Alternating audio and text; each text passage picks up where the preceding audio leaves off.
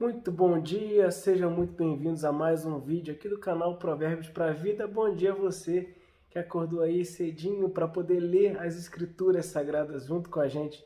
Hoje vai ser um vídeo meio improvisado, vocês estão vendo aqui um cenário diferente.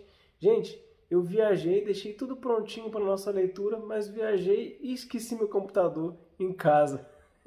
Então vai ter que ser gravando assim no celular mesmo e postado antes, na hora que tem a nossa transmissão também, a internet não funciona direito onde eu tô, então vai ter que ser gravado mesmo, mas o importante é a gente continuar no nosso cronograma todo dia seguindo junto, tá bom, gente? Vamos acompanhar comigo hoje a leitura de Lucas capítulo 6 e 7. Então, Lucas 6 e 7.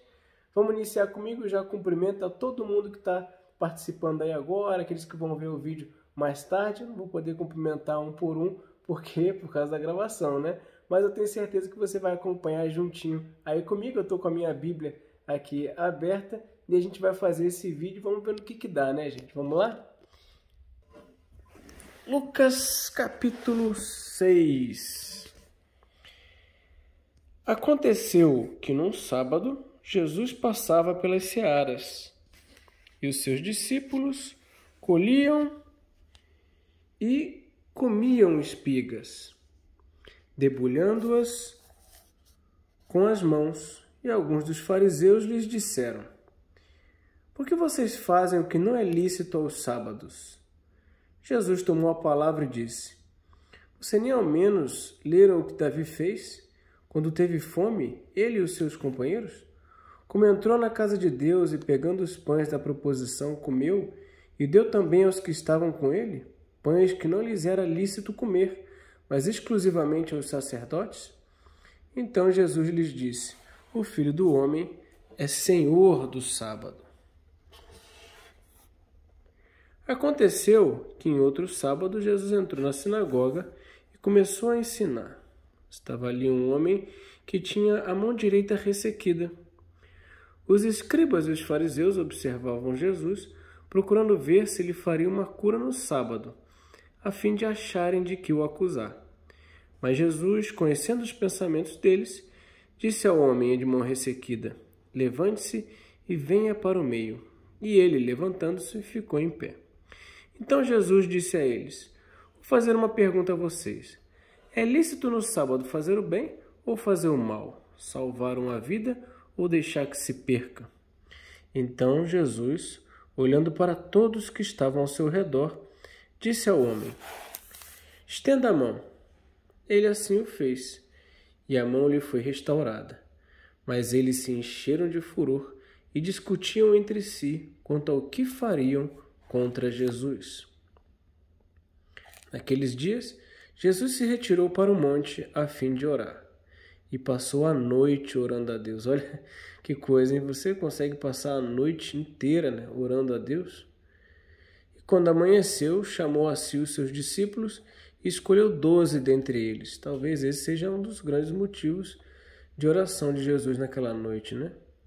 Aos quais deu também o nome de apóstolos: Simão, a quem acrescentou o nome de Pedro, e André, seu irmão, Tiago, João, Filipe e Bartolomeu, Mateus e Tomé, Tiago, filho de Alfeu, e Simão, chamado Zelote, Judas, filho de Tiago, e Judas Iscariotes, que se tornou traidor.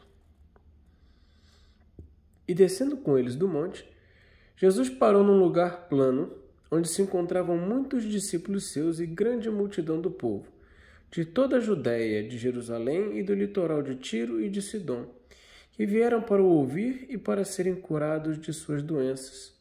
Também os atormentados por espíritos imundos eram curados. Vejam que são dois grupos diferentes, né? Aqueles que eram doentes e aqueles que eram atormentados por espíritos. E todos da multidão procuravam tocar em Jesus, porque dele saía poder, e curava todos.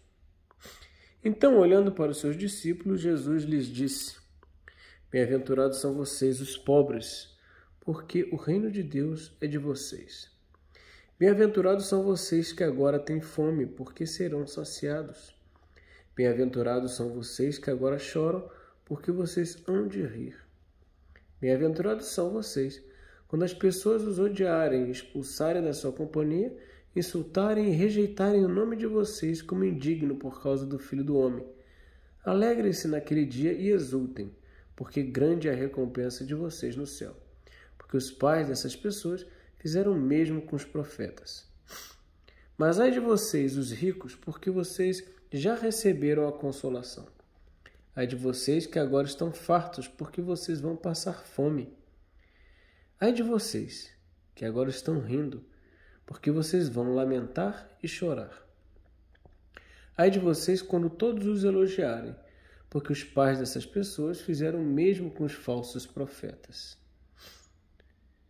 Demonstrando que o reino de Deus é um reino eterno, muito mais do que as coisas aqui desse presente. Que motivo de choro agora será motivo de alegria amanhã. Digo, porém, a vocês que me ouvem, amem os seus inimigos. Façam o bem aos que odeiam vocês. Abençoem aqueles que os amaldiçoam. Orem pelos que maltratam vocês. Ao que lhe bate numa face, ofereça também a outra. E ao que lhe tirar a capa, deixe que leve também a túnica. Dê a todo o que lhe pedir alguma coisa, e se alguém levar o que é seu, não exija que seja devolvido. Façam aos outros o mesmo que vocês querem que eles façam a vocês. Se vocês amam aqueles que os amam, que recompensa terão? Porque até os pecadores amam aqueles que os amam. Se fizerem o bem aos que lhe fazem o bem, que recompensa terão? Até os pecadores fazem isso. E se emprestam àqueles de quem esperam receber, que recompensa terão? Também os pecadores emprestam aos pecadores, para receberem outro tanto. Vocês, porém, amem os seus inimigos, façam o bem e emprestem sem esperar nada em troca. Vocês terão uma grande recompensa e serão filhos do Altíssimo, pois ele é bondoso até para os ingratos e maus. Sejam misericordiosos, como também é misericordioso o Pai de vocês. Não julguem e vocês não serão julgados. Não condenem e vocês não serão condenados. Perdoem e serão perdoados. Deem e lhes será dado. Boa medida, prensada, sacudida e transbordante será dada a vocês. Porque com a medida com que tiverem medido, vocês serão medidos também. Jesus lhes contou também uma parábola. Será que um cego pode guiar outro cego? Não é fato que ambos cairão num buraco? O discípulo não está acima do seu mestre. Todo aquele, porém, que for bem instruído será como seu mestre. Por que você vê o cisco no olho do seu irmão, mas não repara na trave que está no seu próprio olho? Como você poderá dizer a seu irmão: deixe, irmão, que eu tire o cisco que está no seu olho, se você não repara na trave que está no seu próprio olho? Hipócrita! Tire primeiro a trave do seu olho, então você verá claramente para tirar o cisco que está no olho do seu irmão. E eu sempre falo sobre isso, A nossa facilidade em olhar o problema dos outros, muito mais do que os nossos mesmos, Não há árvore boa que dê mau fruto, nem árvore má que dê bom fruto, porque cada árvore é conhecida pelos frutos que produz. Porque não se colhem figos de ervas daninhas, nem se apanham uvas dos espinheiros. Pessoa boa tira o bem do bom tesouro do coração, e a pessoa má tira o mal do mau tesouro, porque a boca fala do que está cheio o coração. Por que vocês me chamam de Senhor, Senhor, e não fazem o que eu mando? Eu vou mostrar a vocês a quem é semelhante todo aquele que vem a mim, ouve as minhas palavras e as pratica. Esse é semelhante a um homem que, ao construir uma casa, cavou, abriu profunda vala e lançou o alicerce sobre a rocha. Quando veio a enchente, as águas bateram contra aquela casa e não a puderam abalar, por ter sido bem construída. Mas o que ouve e não pratica é semelhante a um homem que construiu uma casa sobre a terra, sem alicerces. Quando as águas bateram contra ela, logo desabou, e aconteceu que foi grande a ruína daquela casa. Capítulo 7. Tendo Jesus concluído todas as suas palavras dirigidas ao povo, entrou em Cafarnaum. E o servo de um centurião, a quem este muito estimava, estava doente, quase à morte. Quando o centurião ouviu falar a respeito de Jesus, enviou-lhe alguns anciãos dos judeus, pedindo-lhe que viesse curar o seu servo. Estes, aproximando-se de Jesus, lhe pediram com insistência: ele merece a sua ajuda, porque é amigo do nosso povo e ele mesmo construiu a nossa sinagoga. Então Jesus foi com eles. Quando Jesus já estava perto da casa, o centurião enviou-lhe alguns amigos, dizendo: Senhor, não se incomode, porque não sou digno de recebê-lo em minha casa. Por isso, não me julguei digno de falar pessoalmente com o Senhor. Porém, diga uma palavra, e o meu servo será curado. Porque também eu sou homem sujeito à autoridade, tenho soldados às minhas ordens, e digo a este: vá, e ele vai. E a outro: venha, e ele vem. E ao meu servo: faça isso, e ele o faz. É que ele reconhecendo, né? Ele sabia o que era ter autoridade, e então ele estava reconhecendo a autoridade daquele que pregava as boas novas. Ao ouvir essas palavras, Jesus ficou admirado com aquele homem e, voltando-se para o povo que o acompanhava, disse: eu lhes digo que nem mesmo em Israel encontrei fé como essa. E quando os que tinham sido enviados voltaram para casa, encontraram o servo curado. Pouco depois, Jesus foi para uma cidade chamada Naim, e os seus discípulos e numerosa multidão iam com ele. Esse é o Naim. Ninguém lembra, né, da ressurreição de Naim, né? Lembram sempre do Lázaro, no máximo daquela menina lá com, né, de Talitacumi, mas o Naim, né, o jovem, né, de Naim, ao aproximar-se do portão da cidade, eis que saiu o enterro do filho único de uma viúva, e grande multidão da cidade ia com ela. Ao vê-la, o Senhor se compadeceu dela e lhe disse: não chore. Chegando-se, tocou no caixão, e os que estavam carregando pararam. Então Jesus disse: jovem, eu ordeno a você, levante-se. O que estava morto sentou-se e passou a falar. E Jesus o restituiu à sua mãe. Todos ficaram possuídos de temor e glorificavam a Deus, dizendo: grande profeta se levantou entre nós. Deus visitou o seu povo. Então aqui já é reconhecimento público, né, que Deus estava envolvido na história, visitando o seu povo. Essa notícia a respeito de Jesus se espalhou por toda a Judéia e por toda aquela região. Todas essas coisas foram relatadas a João pelos seus discípulos. Está aqui falando de João, que a gente conhece como João Batista, né? E João, chamando 2 deles, enviou-os ao Senhor para perguntar: você é aquele que estava para vir? Ou devemos esperar outro? Né? Você é o Messias vindouro, aquele prometido pelos profetas, ou é outro? Quando os homens chegaram a Jesus, disseram: João Batista nos enviou para perguntar: o Senhor é aquele que estava para vir ou devemos esperar outro? Naquela mesma hora, Jesus curou muitas pessoas de doenças, de sofrimentos e de espíritos malignos, e deu vista a muitos cegos. Então Jesus lhes respondeu: voltem e anunciem a João o que vocês viram e ouviram. Os cegos vêm, os coxos andam, os leprosos são purificados, os surdos ouvem, os mortos são ressuscitados, e aos pobres está sendo pregado o Evangelho. E bem-aventurado é aquele que não achar em mim motivo de tropeço. Quando os mensageiros de João se retiraram, Jesus começou a dizer ao povo a respeito de João: o que vocês foram ver no deserto? Um caniço agitado pelo vento? O que vocês foram ver? Um homem vestido de roupas finas? Os que se vestem bem e vivem no luxo moram nos palácios reais. Sim, o que foram ver? Um profeta? Sim, eu lhes digo, é muito mais do que um profeta. Este é aquele de quem está escrito: eis que envio diante de você o meu mensageiro, o qual preparará o caminho diante de você. E eu lhes digo, entre os nascidos de mulher, ninguém é maior do que João.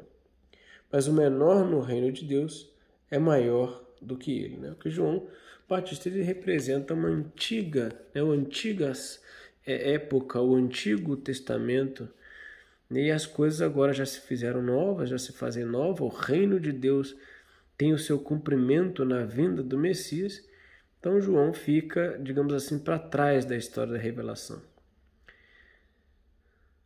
Todo o povo que o ouviu e até os publicanos reconheceram a justiça de Deus, tendo sido batizados com o batismo de João. Mas os fariseus e os intérpretes da lei rejeitaram, quanto a si mesmos, o plano de Deus, não tendo sido batizados por ele. Jesus continuou: a que, pois, compararei as pessoas dessa geração? A que são semelhantes? São semelhantes a meninos que, sentados na praça, gritam uns para os outros: nós tocamos flauta, mas vocês não dançaram. Entoamos lamentações, mas vocês não choraram. Isso aqui devia ser um ditado popular na época, né? Algum corinho, algum versinho. Né? Pois vejo João Batista, não comendo pão nem bebendo vinho, e vocês dizem: ele tem demônio. Veio o Filho do Homem, comendo e bebendo, e vocês dizem: eis aí um glutão e bebedor de vinho, amigo de publicanos e pecadores. Mas a sabedoria é justificada por todos os seus filhos. Um dos fariseus convidou Jesus para que fosse jantar com ele. E Jesus aceitou. Jesus, entrando na casa do fariseu, tomou lugar à mesa. E eis que uma mulher da cidade, pecadora, sabendo que ele estava jantando na casa do fariseu, foi até lá com um frasco feito de alabastro, cheio de perfume. E estando por detrás, aos pés de Jesus, chorando, molhava-os com as suas lágrimas e os enxugava com os próprios cabelos. Ela beijava os pés de Jesus e os ungia com o perfume. Ao ver isto, o fariseu que o havia convidado disse consigo mesmo: se este fosse profeta, bem saberia quem e que tipo de mulher é essa que está tocando nele, porque é uma pecadora. Jesus se dirigiu ao fariseu e lhe disse: Simão, tenho uma coisa para lhe dizer. Ele respondeu: diga, mestre. Jesus continuou: certo credor tinha 2 devedores. Um lhe devia 500 denários e o outro devia 50. E como eles não tinham com que pagar, o credor perdoou a dívida de ambos. Qual deles, portanto, o amará mais? Simão respondeu: penso que é aquele a quem mais perdoou. Jesus disse: você julgou bem. E voltando-se para a mulher, Jesus disse a Simão: você está vendo essa mulher? Quando entrei aqui em sua casa, você não me ofereceu água para lavar os pés. Esta, porém, molhou os meus pés com lágrimas e os enxugou os seus cabelos. Você não me recebeu com um beijo na face. Ela, porém, desde que eu entrei, não deixou de me beijar os pés. Você não ungiu a minha cabeça com óleo, mas esta, com perfume, ungiu os meus pés. Por isso afirmo a você que os muitos pecados dela foram perdoados, porque ela muito amou. Mas aquele a quem pouco se perdoa, pouco se ama. Então Jesus disse à mulher: seus pecados estão perdoados. Os que estavam com ele à mesa começaram a dizer entre si: quem é este que até perdoa pecados? Mas Jesus disse à mulher: a sua fé salvou você.